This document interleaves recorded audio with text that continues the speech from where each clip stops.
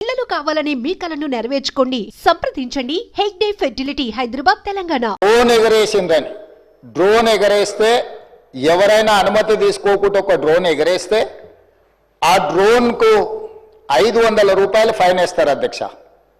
కానీ పార్లమెంట్ సభ్యుడిగా, Congress party working ప్రెసిడెంట్గా నన్ను అరెస్టు చేసి జైలుకు పంపించి మామూలుగా దానికి 500 రూపాయల ఫైన్ ఉంటే బిలో 7 years ఉంటే రిమాండ్కే పంపరు, పోలీస్ స్టేషన్ బెయిల్ ఇవ్వాలా. కానీ అధికారాన్ని అడ్డం పెట్టుకొని అన్ని రకాల వ్యవస్థల మీద ప్రభావితం చేసి చర్లపల్లి జైలుకు పంపించి నక్సలైట్లు, ఐఎస్ఐ తీవ్రవాదులు ఉండే డిటెన్షన్ సెల్లో ఒక కాంపౌండ్లో ఏ ఒక్క ఖైదీని లేకుండా 7 ఫీట్ల బై 12 ఫీట్లు ఉంటే అందులో 3.5 ఫీట్లు పండుకోవడానికి దిమ్మె ఉంటుంది, ఒక చిన్న బాత్రూమ్ ఉంటుంది అధ్యక్ష.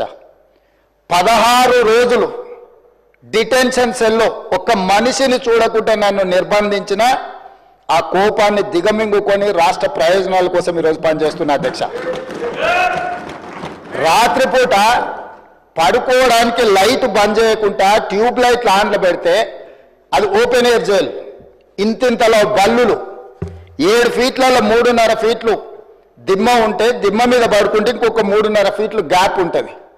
లైట్లు బంద్ చేయకుండా లైట్లు ఓపెన్ పెడితే అధ్యక్ష ఇంతింతలో బల్లులు 20-30 పైన ట్యూబ్ లైట్ ముందు పురుగులు తిరుగుతుంటే, అది ఓపెన్ ఎయిర్ జైలు కాబట్టి పురుగులు వస్తే పురుగులను తినడానికి బల్లులు పరిగెత్తుతుంటే ఏ ఒక్క రోజు రాత్రి కూడా పడుకోకుండా మేల్కతో కూర్చున్న అధ్యక్ష. బయట కానిస్టేబుల్ లైట్ బంద్ చేయవా పడుకుంటా అంటే, లేదు సార్ పైనుంచి ఆదేశాలు ఉన్నాయి, ఆ ట్యూబ్ లైట్లు బంద్ చేస్తే మీరు పడుకుంటారు కాబట్టి ట్యూబ్ లైట్లు ఆన్లోనే పెట్టమని. ఆ ట్యూబ్ లైట్ స్విచ్ బయట ఉంటుంది అధ్యక్ష, లోపల ఉండదు. ఆ చిన్న బాత్రూమ్ చిన్నది, కూర్చుంటే బయటకు కనిపించేటట్లుంటుంది అధ్యక్ష. ఒకసారి నేను ఎమ్మెల్యేల హోమ్ కూడా నా దగ్గర ఉంది కదా, ఎమ్మెల్యేలను నేను తీసుకెళ్తా, మంత్రులను తీసుకెళ్తా. నన్ను అక్రమ కేసులు పెట్టి అదే చర్లపల్లి జైల్లో డిటెన్షన్ సెల్లో పెట్టారు అధ్యక్ష. 16 రోజులు నిద్రలేని రాత్రులు గడిపిన పార్లమెంట్ సభ్యుడిగా, పార్టీ వర్కింగ్ ప్రెసిడెంట్గా అయినా నేను కక్ష చూపించలేదు అధ్యక్ష. నిజంగానే నేను కక్ష చూపించదలుచుకుంటే మీ కుటుంబంలో ఒక్కరు కూడా బయట ఉండరు అధ్యక్ష. అందరు చర్లపల్లినే. నేను ఎలా ఎన్నికల ముందు చెప్పినట్టు మీకు డబుల్ బెడ్రూమ్ ఇల్లు మీరు పేదలకు కట్టియలే, మీ గ్యారంటీ కట్టిస్తే మీ కుటుంబానికి డబుల్ బెడ్రూమ్ ఇల్లు అని చెప్పుంటే అధ్యక్ష.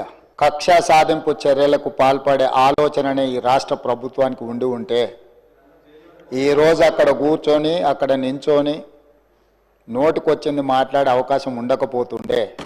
చెంచల్గూడనో చర్లపల్లిలో మమ్మల్ని ఎక్కడైతే పెట్టినరో డిటెన్షన్ సెల్లో ఎవరిని కలవకుంటే నిర్బంధించినరో అక్కడనే మీరుండేటోళ్ళు. కానీ మా ప్రభుత్వం 15 నెలల్లో ఎవరి మీద కూడా కక్షా సాధింపు చర్యలకు పాల్పడలేదు అధ్యక్ష. చర్లపల్లి జైల్లో డబుల్ బెడ్రూమ్ కట్టిస్తా, కొడుకు కోడలు అల్లుడు బిడ్డ ఉంటే వేరే వేరే ఎందుకుంటారు, అందరినీ కలిసి ఒకటే దగ్గర ఉండేటట్టు కట్టిస్తాను. కానీ ఆ హామీ కూడా నేను అమలు చేయలే, ఎందుకంటే నేను విఘ్నత ప్రదర్శించాలనుకున్నా. ఇంకా విచిత్రం, నాకు ఇంకా గమ్మత్ అనిపించింది ఆయన అధ్యక్ష. ఆయన ఏమైనా స్వాతంత్ర ఉద్యమం చేసి జైలుకు పోయింది అధ్యక్ష? ఏం చేసిపోయింది అధ్యక్ష జైలుకి? ఆయన అది పెద్ద సానుభూతి. మేము పోలేదా జైలుకి? వరంగల్ జైలుకి నేను కూడా పోయిన తెలంగాణ ఉద్యమంలో. ఎస్ ఉన్నాం, అక్కడ బరాబర్ ఉన్నాం. మీరెందుకు పోయినరంటే నేను అడుగుతున్నా ఈరోజు. ఎస్, మీ ఇంటికి ఇవ్వాలని జూబ్లీ హిల్స్ ప్యాలెస్ మీదకి ప్రైవేట్ వాడు డ్రోన్ పంపితే ఊకుంటావా? అక్కడ నీ బిడ్డనో నీ వైఫో ఉంటే వాళ్ళని ఇష్టం ఉన్నట్టు ఫోటోలు తీస్తే ఊకుంటావా? ఎవరు ఇళ్ళలో పడితే వాళ్ళ ఇళ్ళ దొరబడతా, నా ఇష్టం ఉన్నట్టు చేస్తా, అరాచకం చేస్తా అంటే ఊకుంటారా అధ్యక్ష?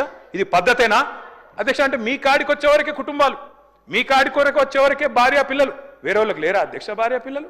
మీరు ఆనాడు ఇష్టం ఉన్నట్టు మాట్లాడినప్పుడు, లేని రంకులు అంటగట్టినప్పుడు, ఇష్టం ఉన్న సంబంధాలు మాట్లాడినప్పుడు ఆ రోజు లేవా నీతులు? చివరికి మా ఇంట్లో పిల్లల్ని కూడా తిట్టింది మీరు కాదా? ఆనాడు మా ఇంట్లో చిన్న చిన్న పిల్లల్ని పట్టుకొని, మైనర్ పిల్లల్ని పట్టుకొని బూతులు మాట్లాడింది మీరు కాదా? మీరేదో పెద్ద సానుభూతి కోసం మాట్లాడితే ఏం పని చేసిపోయినా మీరు జైలు. అయినా నేను అడుగుతున్నా ముఖ్యమంత్రి గారు, నేను అడుగుతున్నా అధ్యక్ష, జైలుకి ఎవరు పంపుతారు అధ్యక్ష? ప్రభుత్వాలు పంపుతాయా? కోర్టులు పంపుతాయి. కోర్టులో మీరు ఛాలెంజ్ చేసినారు, నన్ను రిమాండ్కి పంపొద్దు అని మీ లాయర్లు అడిగినారు. కోర్టు కాదు మీరు జైలుకే పోవాలని చెప్పింది. మేమేం చేస్తాం దానికి? రిమాండ్కు పంపేది మేం కాదు సార్, మీరు కాదు. ముఖ్యమంత్రి గారు హుంకరిస్తున్నారు. నేను అనుకుంటే అక్కడ ఎవరు మిగిలరు. నువ్వు ఏమనుకున్నా ఏం ఫరక్ పడదు. నువ్వు ఏం చేసుకున్నా ఏం ఫరకు పడదు. నువ్వు అనుకుంటున్నావేమో పదవి శాశ్వతం, అధికారం శాశ్వతం, ఏది శాశ్వతం కాదు. అధ్యక్ష, నేను కోరుతా ఉన్నా, ముఖ్యమంత్రికి అపరిమితమైన అధికారాలు ఉండవు. ముఖ్యమంత్రికి అపరిమితమైన అధికారాలు ఉండవు. ఎవరిని పడితే వారిని జైలుకు పంపే అధికారం ఉండదు, కోర్టులకు ఉంటుంది. నిన్ననే కోర్టు పాత్ర తీసుకున్నారు ఈ ముఖ్యమంత్రి గారు. ఇందాక గోవింద సినిమా చెప్పింది కదా, ఆ పాత్ర ఆయనకే సూట్ అవుతుంది అధ్యక్ష.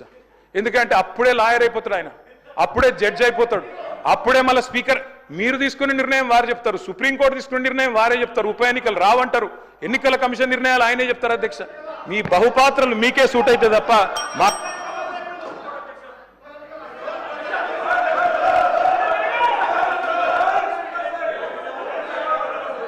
సార్ స్పీకర్ సార్ మీరు చెప్పారు, ఇన్ని పేర్లు చెప్పారు ప్రాజెక్టులు. నాగార్జున సాగర్, శ్రీశైలం, మంజీరా, మొత్తం కాంగ్రెస్ కట్టిన ప్రాజెక్టుల లిస్టులు అని చెప్పారు.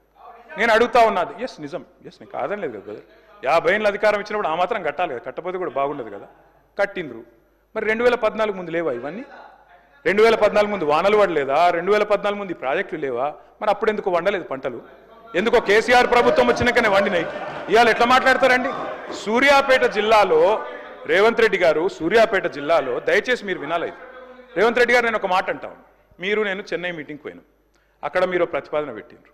పెడితే నేను మీ పార్టీని కాదు, మీరు నేను ఇక్కడ ఉప్పు నిప్పులకే కొట్లాడుకుంటాం. ఆడ పోయినాక నేను మిమ్మల్ని గౌరవించి మా ముఖ్యమంత్రి గారు చెప్పిన మాట కరెక్టు, 33% కాదు 36% ఇవ్వచ్చు అని చెప్పిన. ఎందుకంటే నాకు ఆ సంస్కారం ఉంది. హద్దులు దాటినాక, సరిహద్దులు దాటినాక నువ్వు మా ముఖ్యమంత్రి కాబట్టి నేను కాపాడాలి, నేను గౌరవించాలి, నీకు డిఫెండ్ చేయాలి, అది నా బాధ్యత. కానీ ఇక్కడికి వచ్చిన తర్వాత కూడా మీరు ముఖ్యమంత్రి పదవిలో కూర్చున్న తర్వాత కూడా గంత ఫ్రస్ట్రేషను, గని రంకెలేస్తే కుదరదు. ప్రతిపక్షాల మీద మాటలతో డైలాగులు దాడి చేస్తా, పంచ్ డైలాగులతో దాడి చేస్తా కుదరదు. పరిపాలన అంటే పంచ్ డైలాగులు కాదు. పరిపాలన అంటే ఇప్పుడు మీరు చెప్పిన కష్టాలన్నీ ఉంటాయి. పరిపాలన అంటే ఇప్పుడు మేము 2014లో మేము కూడా ఆడికి వచ్చినాడు, ఇవన్నీ కష్టాలతోనే మేము కూడా స్టార్ట్ చేసినాం. మెల్లమెల్లగా ఒక్కొక్కటి సెట్ చేసుకుంటేనే వీడి దాకా వచ్చినాం. I wish you the best Revanth Reddy గారు. కానీ దయచేసి మీరు అన్నారు కదా కక్ష సాధింపు లేదు. కక్ష సాధింపు లేకపోతే నేను అడుగుతున్నా అధ్యక్ష, ఎందుకు రద్దు చేసినారు అధ్యక్ష?